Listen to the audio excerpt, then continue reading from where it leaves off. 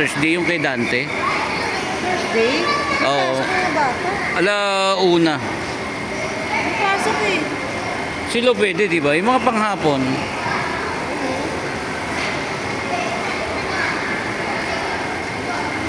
Ba't wala na si Dante? Ha? Wala na si Dante.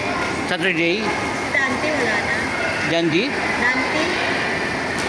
Sir Dante? Ewan ko, hindi na yata nag-ano rito eh. May gagawin. Bakit hindi na pwede to?